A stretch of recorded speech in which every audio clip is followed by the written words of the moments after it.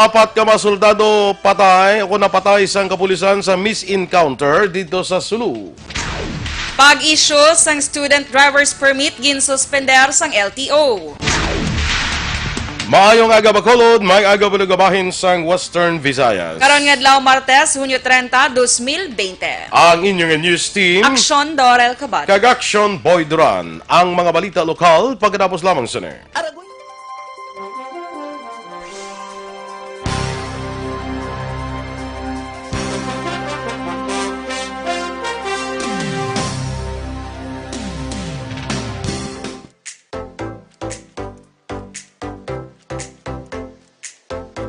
Mga ka-aksyon, madamo sa nagpalaylay na pamaagi at protektahan ang imong kaugalingon batok sa novel coronavirus 2018 o ng COVID-19.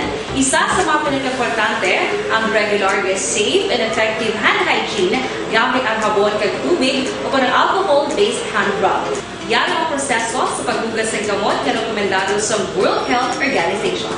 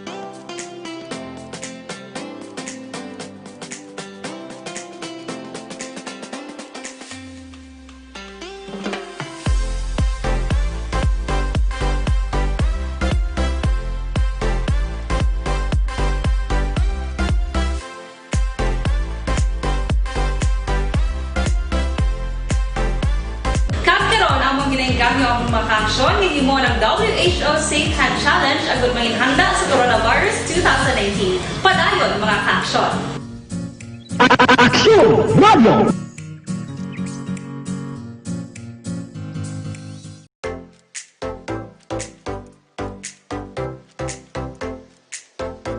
Mga ka-aksyon, madamo sa nagpalaylay na pamaagi at protektahan ang imong kaugalingon batok sa novel coronavirus 2018 o ng COVID-19. Isa sa mga pinaka-importante ang regular, safe, and effective hand hygiene gamit ang habon kag tubig o ng alcohol-based hand rub. Yan ang proseso sa paghugas ng gamot na rekomendado sa World Health Organization.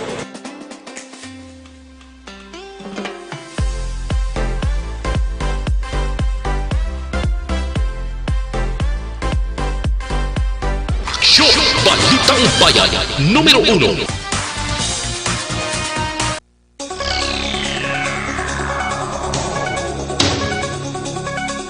Aksyon Radio Philippine Standard Time, lasay 7. Sa detalye na sang mga balita lokal. Ginseal off ang duha ka mga puluyan sa Purok NHA Village 1 sa Barangay Pahanukoy, Siyudad sa Bacolod. Matapos nagpositibo sa COVID-19 ang isa ka 29 anyos nga seaman nga nagapaydalom sa home quarantine sa mga lugar. Sa interview sa Aksyon Radio Bacolod, ginkumpirmar ni Barangay Kapitan Yolanda Noble nga sa naligan nga gapigid lamang niya nabaton ang report kag resulta sang swab test ang isa ka seaman kag makabigman bilang locally stranded individual nga nagpositibo sa COVID-19. Suno kay Noble ang nagpositibo ang nagdiretso pauli sila puluyan sa Hunyo 16 ang aga kag wala nag-agi sa husto nga proseso sa pagpapauli sa mga LSI. Ang nagpositibo ang nagsakay lamang sa barko sa ilang kompanya nga may rota padulong sa siyudad sang Bacolod. Ini ang gikan sa probinsya sang Cebu kag nagatrabaho siya bilang seaman nga nagabiyahe inter-island sa pungsod kundi sa Pilipinas.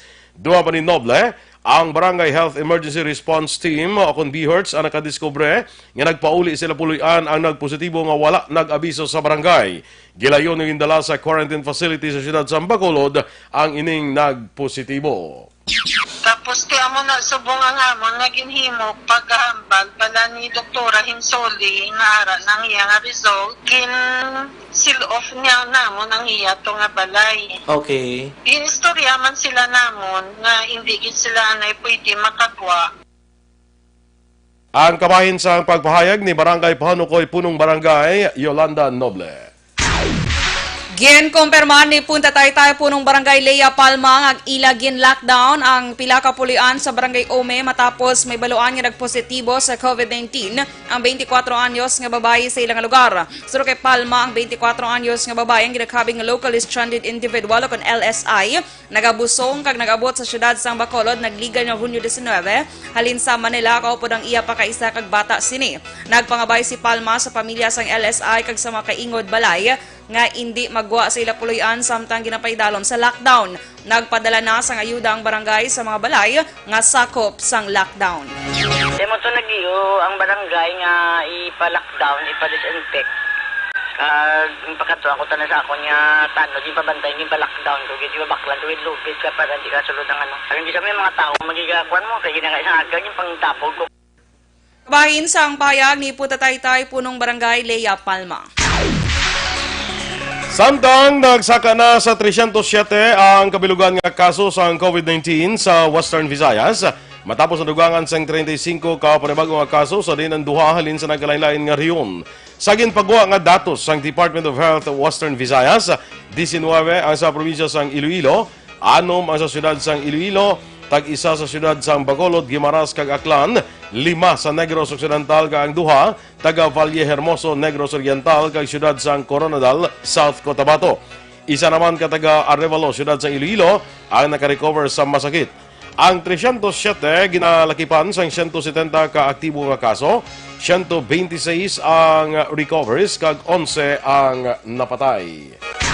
Ginanunsyo sang Department of Health Western Visayas nga 6 sa 26 ka managpositibo sa COVID-19 sa Hunyo 28 ang mga medical doctors sang St. Paul's Hospital sa siyudad sang Iloilo. Sa advisory nga ginpagwa sang ahensya nagpatigay na sang contact tracing kag ang health facility nagapakig-angot na sa tanan nga ginapatihan naka close contact sa managpositibo agod nga makahimo sang protective measures para sa ila kaugalingon. Ginpanugyan sa publiko nga gilayon mag-report sa DOH Western Visayas, Iloilo City Health Office kag sa ilatag sa LGUs kung nakabisita sa nasambit nga hospital halin Hunyo 23, tubtub 28, 2020. Istrikto nga home quarantine kag 14 ka adlaw nga isolation ang ginpanugyan sa tanan nga may exposure sa 6 ka mga medical doctors. Sa ibang baraton nga mga balita lokal, 11 ka mga barangay officials kag empleyado sa barangay Mandalagan, siyudad sa Bacolod, ang ginpasakaan sang kaso may kangtanan sa issue sang Social Amelioration Program. Suno kay CIDG Bacolod Field Unit Officer in Charge Police Executive Master Sergeant Ramiro Gocotano, 5 ka matag reklamo ang nagdesisyon nga magpasaka sang kaso tungod sa anomalya sa pagpili sa mga SAP beneficiaries sa ilang barangay. Kalakip sa ginpasakaan sang kaso amo sanday Barangay Kapitan Arturo Pareño, mga kagawad nga sanday Bernabe Canoy, kagawad Aaron Abaw kag Michael Midel, sangguniang kabataan Chairman Mary Joy Galieto, mga barangay staff nga sanday Elizabeth Ferrer Garzon, Luz Villaflor, Christine Biatingo, Marinel Guardiano kag Stephen Ryan Rimpos, kag ang purok president si Joel Nicavera. Kaso nga paglapas sa Anti-Graft and Corrupt Practices Act, Code of Conduct and Ethical Standards for Public Officials and Employees, kag Bayanihan Tuil Aswan Act ang ginpasaka sa 11 ka mga ginreklamo. Ginklaro naman ni Department of Education Region 6 Deputy Director Jocelyn Solana nga wala nagakahulugan nga tugtog Hunyo 30 na lamang magabaton sang magapa-enroll ang mga eskwelahan matapos nga ini ang katapusan nga adlaw nga gintalana para sa enrollment period. Sa interview sa Aksyon firing line ginpahayag ni Solana nga mayara pa sang 2 ka bulan nga probationary rason nga ginapangabay sini sa mga ginikanan nga i-enroll ang kabataan kag kun mahimo hindi na pagpadugayan o kun mag last minute sa mga pagpa-enroll.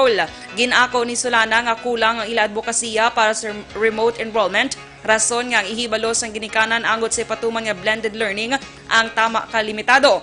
Ang blended learning among ginanduso sang DepEd bilang solusyon agod magpadayon ang pagtudlo sa kabataan sa piyak sang pandam sang COVID-19 pandemic. Samtang ginapilar ni Solano sa mga ginikanan nga magpakigangot sa mga manunudlo agod mathagan sa mapamangkot na hanungod sa panibag-o nga mode of teaching.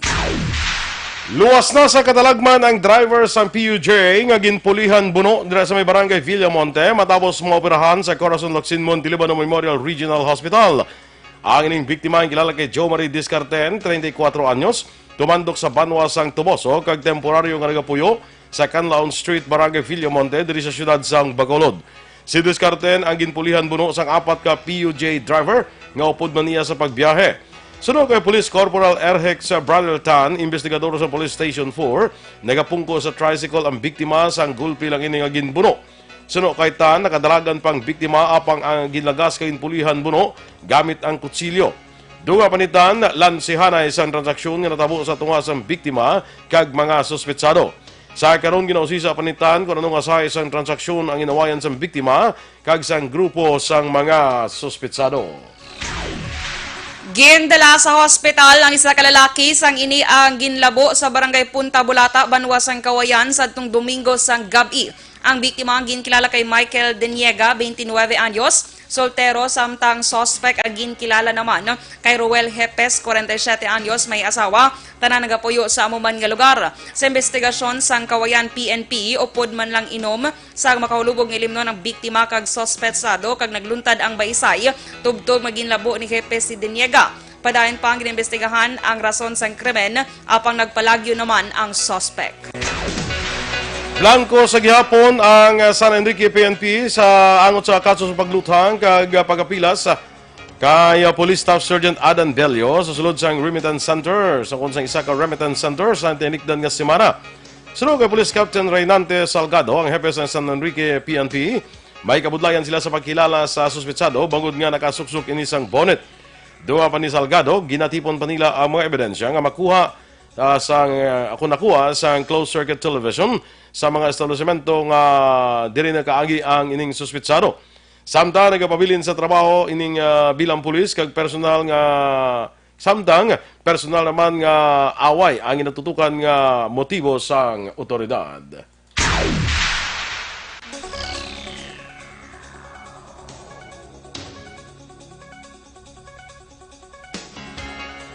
Ginpahayag ni Police Captain Josette Cantonina, ang hepe ni Adan Bello sa Valladolid PNP nga nagama't-amat na recover ang biktima sa hospital. Sunod kay Cantonina, pwede na may istorya si Bello apang hindi gid mapalawig. Madumduman ang biktima may daplis nga igo sa ulo, tangkugo kag porsyon sa nga likod sang kalibre 45 nga armas lutang. Samtang naghatag naman sang bulig pinansyal ang Negros Occidental Police Provincial Office sa Conocpo sa pagpanguna ni Police Colonel Romy Palge nga nagbisita naman sa hospital. Nagtingo man sa pondo ang Valladolid PNP sa pagtinguha ni Police Captain Catunina ang iyang hepe.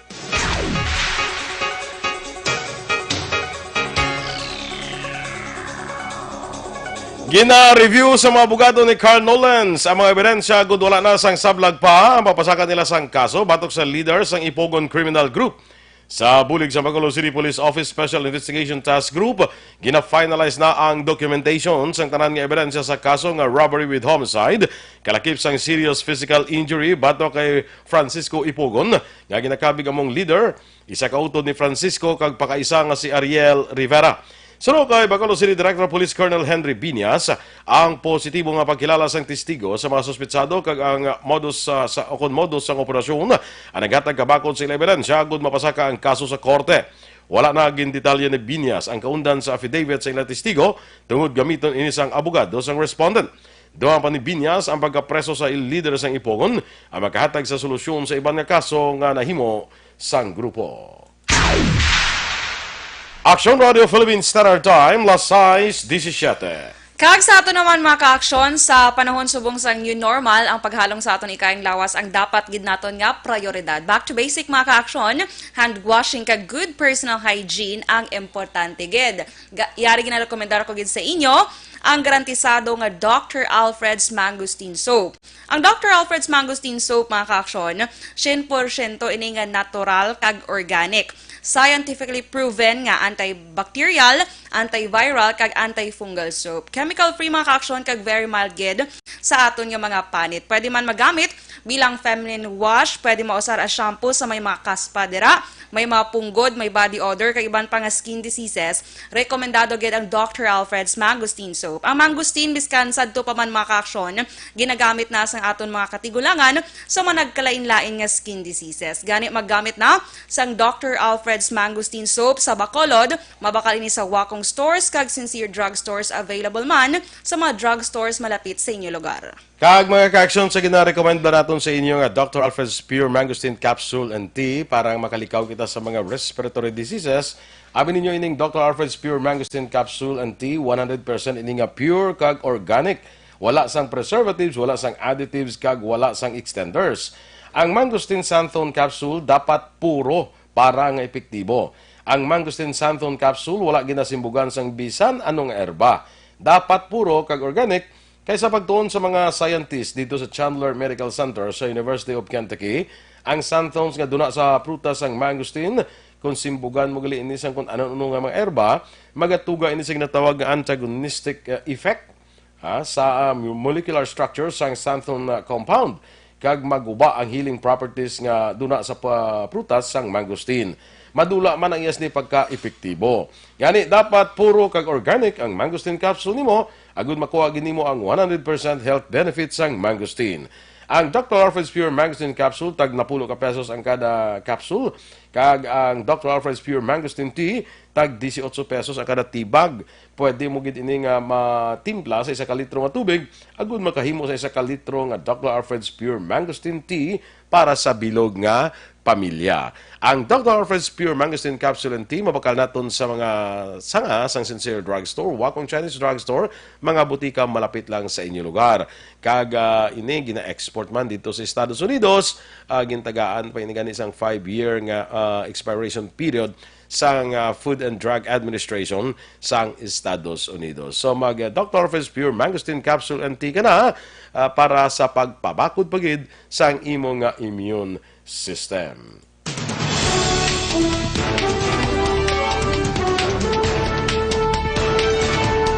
Apat ka mga soldado na patay sa kapulisan sa misencounter dito sa Sulu. Samtang pag-issue sang student driver's permit, suspendido aray sang LTO. Ang mga balita nasyonal sa pagbalik sang Aksyon, Balitang Bayan, Numero 1. Life Extension, Vitamin D3 for...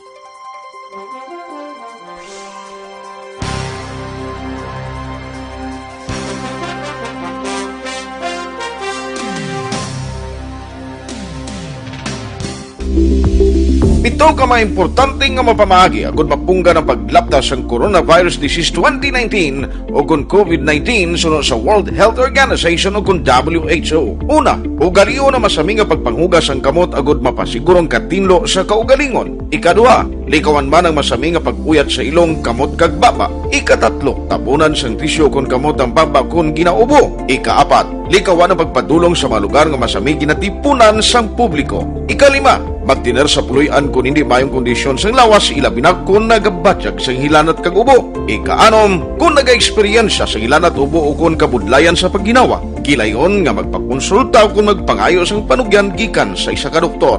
Ikapito, tingwaan nga mangin updated sa balita kag mga informasyon angot sa COVID-19. Ining apahanumdom ang ginatulong sa inyo sa kalwan sang World Health Organization, Department of Health kag Aksyon Radio Bacolod.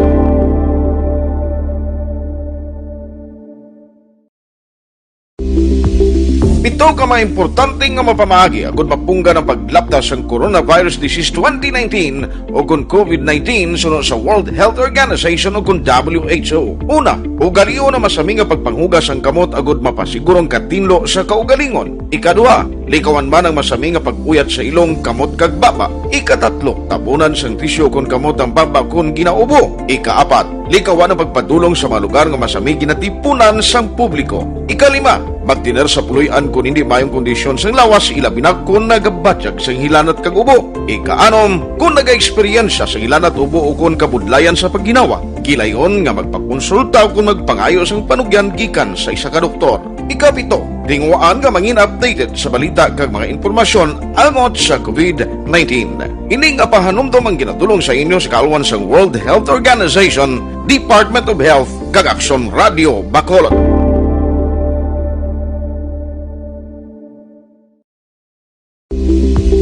Pito ka mga importante nga mapamagi agud mapungga ng paglaptas sa Coronavirus Disease 2019 o kung COVID-19 sunod sa World Health Organization o kung WHO. Una, ugalion na masami nga pagpanghugas ang kamot agud mapasigurong katinlo sa kaugalingon. Ikadua, likawan man ang masami nga pag-uyat sa ilong kamot kag baba. Ikatatlo, tapunan sang tisyo kon kamot ang baba kon ginaubo. Ikaapat, likawan ang pagpadulong sa mga lugar nga masami ginatipunan sang publiko. Ikalima, magtiner sa puluyan kung hindi mayong kondisyon sang lawas ilabi na kung nagabatyag sang hilanat kag ubo. Ikaanom, kung nag-eksperyensya sa hilanat ubo o kung kabudlayan sa pagginawa. Gilayon nga magpakonsulta kung magpangayo sang panugyan gikan sa isa ka doktor. Ikapito, tingwaan nga mangin updated sa balita kag mga informasyon angot sa COVID-19. Ining apahanumdum ang ginatulong sa inyo sa kalwan sang World Health Organization, Department of Health kag Aksyon Radio Bacolod. Balitang Bayan, Numero 1. Aksyon Radio Philippines Standard Time, las 6:24, detalye na sang mga balita nasyonal. 4 ka soldado ang napatay sa kapulisan sa misencounter nga natabo sa barangay Walid, Hulo, Sulu. Sa inisyal nga report, nagapatrolya ang mga personel sa Hulo Municipal Police Station kag Provincial Drug Enforcement Unit sa barangay Busbos ang ilan nakitaan ang nagadua gray nga Montero SUV sa kayang 4 ka armado nga lalaki sa Sitio Marina, barangay Walid, mga alas 2:40 takna sang hapon kahapon. Sang ginkumprontar sang kapulisan ang mga lalaki nagpakilala nga katapos ang Armed Forces of the Philippines kag ginmando sa ila nga magkadto sa Hulo Police Station para sa verifikasyon. Pag-abot sa station, kinaligar sang kapulisan nga ang mga kalalakinan ang nagdalagan padulong sa Martires, barangay San Raimundo. Sa ginlagas sang kapulisan, nagpanaya sang armas ang 4 ka lalaki. Apang una nga nakapitik sang gatilyo sang armas ang kapulisan kag ginluthang ang mga napatay nga mga soldado. Ang scene of the crime operatives maran pa ginaimbestigahan ang ininga kaso. Sa piyak kabahin ginkupormar ni Wasmincom Commander Lieutenant General Cirilito Sobehana nga katapos ang 11th Infantry Division ang mga napatay kag nagpangabay na sa National Bureau of Investigation nga magpatigayon sa investigasyon para mahatag ang hustisya sa mga napatay. Gin-suspend sang Land Transportation Office ng LTO ang pag-issue sang Student Driver's Permit epektibo Hulyo 1, 2020. Sunod kay LTO Chief Edgar Galvante, umpisa sa Agosto 3 ang magakuha sang Student Permit, dapat magpaidalom sa 15-hour theoretical driving course. Nagakahulugan nga required na nga magpaidalom una sa driving course antes may isyohan sang student permit. Natala naman nga magpagwa sang regulasyon ang LTO angot dire. Masobra naman 36,000 na ang kabilugan nga kaso sa COVID-19 sa Pilipinas matapos na dungangan sa 985 ka kaso. Sa ginpagawa nga report sa Department of Health, 36,438 ang kabilugan nga kaso sa pungsod, kag 985 ka panibago nga kaso. O kung sa sining 985 ka panibago nga kaso, 643 ang fresh cases, kag 342 ang late cases. Nadugangan sang 270 ang recoveries nga rason nga nagdangat na sa 9,956 ang total recoveries sa COVID-19. Nagdangat naman sa 1,255 ang napatay matapos nadugangan sang 11 tungod sang masakit. Gin-suspend sa Department of Health Western Visayas Center for Health Development ang temporary deployment sang 40 ka rural doctors halin sa region padulong sa syudad sang Cebu. Ini sa piyak sang protesta halin sa pila ka doktor kag municipal health officers. Suno kay DOH Western Visayas CHD Director Dr. Marlene Convocar, temporaryo lang ang suspensyon sang deployment tubtub nga wala pa nakaayo mga issue sang pila ka mga doktor kag municipal health officers. Plano kuntani nga magpadala sang 4 ka batch sa mga doktor kalakip ng 25 o 25 doctors to the barrios kag 14 post-residency deployment program. Nagpatag naman si Senator Bongo angot sa balik probinsya bagong pag-asa kag hatid tulong program sang gobyerno. Sunod sa senador sa balik probinsya bagong pag-asa program, papaulion sa probinsya ang mga Pinoy kag hatagan sang bulig kang isang pangabuyan kag trabaho. Ang long-term plan naman sa nasamit nga programa, Paplanuhon ang probinsya nga ila pulian antes sa tagan sang insentibo ang mga negosyo, agud dito na makahimo sa mga bago nga trabaho sa mga benepisyaryo nga sang balik probinsya. Temporaryo ang gid-suspend ang programa, agud matagan sang alagyan ang hatid tulong program para naman sa mga locally stranded individuals o kon LSI. Ginklaro ni Trade Secretary Ramon Lopez nga wala pa ginatugutan nga mag-operate ang mga bar sa mga lugar nga ginpaidalom sa General Community Quarantine o kung GCQ. Ini matapos ang pagkaresto sang aktor kag TV host nga si Casey Montero kag 99 kaiban pa ngayara sa sulod sang bar kag restaurant sa syudad sang Makati sadtong Domingo sang gabi. Suno kay Lopez, ang bar ang wala ginatugutan nga mag-operar sa idalom sang GCQ pero ang ginatugutan naman ang ilang mga restaurant dining function nga mag-operar tubtob las 9 sang gabi. Nag-claim ang mga pulis nga nagpatigayon sa operasyon nga ginlapas sa mga gindakop ang social distancing protocols pero nanindugan si Montero nga ila ginsunod ang mga quarantine measures. Nag-issue ang DILG sa sang show cause order batok sa barangay official sa Ineligar imbulbado sa magpatigayon sang prosesyon sa barangay Basak, San Nicolas sa siyudad sa Cebu sa piyak nga ginapatuman ang enhanced community quarantine sa lugar. Sa isa ka statement, ginpahayag ni Interior Secretary Eduardo Año, iya gintugyanan ang PNP-CIDG nga magpatigayon sang investigasyon kag magpasaka sang kaso batok sa mga opisyal sang barangay kag organizers sa kamo nga kahiwatan. Suno kay Anyo, hindi nila pag-tolerate ang anuman nga paglapas sa quarantine protocols kag wala man nagauntat ang ila pagpahanumdom nga dako ang risgo sang transmission sang COVID-19 sa mga mass gathering. Doon pa ni Anyo ang barangay nga nagpatigayon sang prosesyon ang inakabing nga COVID-19 hotspot. Ginklaro ni Anyo nga wala sila nagpamalabag sa pagpabutyag sang debosyon apang dapat panumdumon nga yara kita sa tion sang krisis. Ginapangabay ni Senadora Leila de Lima sa Quezon City Court nga basura ang kaso nga disobedience to summon batok sa iya may kang tanan sa ginalegad delay nga trial kag kakulang sang ebidensya. Sa panibago nga motion ginpangabay sang kampo sang senadora sa Quezon City Metropolitan Trial Court Branch 34 nga iabsuelto si De Lima sa kaso may kang tanan sa ginalegar paghingyo sini sa iyaanay driver nga si Ronnie Dayan nga hindi pagsundon ang septina sa House Committee nga nagamando sa iya sa pagtambong sa hearing sa 2016. Dugang pa ginalegar sang kampo ni De Lima nga makapila ka beses nga ginpostpone sa prosecutors ang deadline kag hearing may kang tanan sa pagfile sang gusto nga affidavit ni Anay Oriental Mindoro, Representative Reynaldo Umali ang testigo sa kaso. Nagapakita lamang sunod sa kampo sang senadora nga ginlapas ang korte ang matarong ni De Lima para sa speedy trial kag disposisyon sa kaso. Nagpromesa naman ang Land Transportation Franchising and Regulatory Board nga wala sang saka sa pletihan sa pagbalik sang operasyon sang tanan nga public transport sa pungsod. Sa public briefing, ginpahayag ni LTFRB Chairman Martin Delgra III nga ang principal stakeholder sa public transport amo ang mga commuters. Suno kay Delgra, minilyon ka commuters ang nadulaan sa trabaho tungod sa pandemic kag sa ila pagbalik sa karon sa trabaho ukon mabugat para sa mga pasahero nga pasakaan pang ilang plete. Ang LTFRB nag-anunsyo nga mag-resume ang biyahe sa duha ka phases. Una, ang mga train, bus, taxi, TNVS, shuttle services, kag bisikleta lamang ang panugutan sa limitado ang kapasidad sa pasahero, kag ang LGU amo ang may pinal nga desisyon angot sa implementasyon sini. Sa idalom naman sang Phase 2, ang mga public utility bus, moderno nga di pasahero nga salakyan kag UV Express, panugutan nga maka-operate sa limitado nga kapasidad sa pasahero. Samtang wala pa sang pinal nga desisyon ng LTFRB angot sa pagbalik sa biyahe sa tradisyonal nga mga salakyan.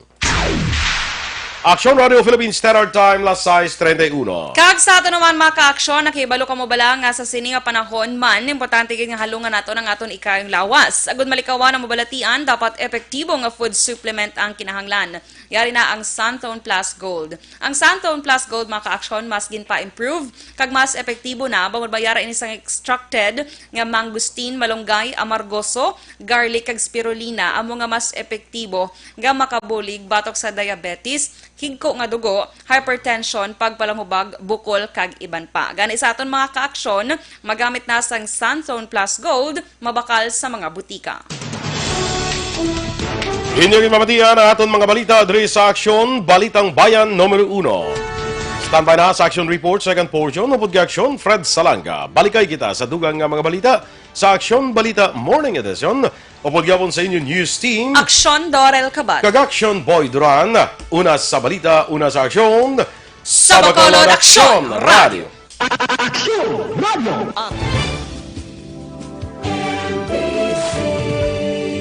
Manila Broadcasting Company. Sa balita, komentaryo, isyu, serbisyo publiko.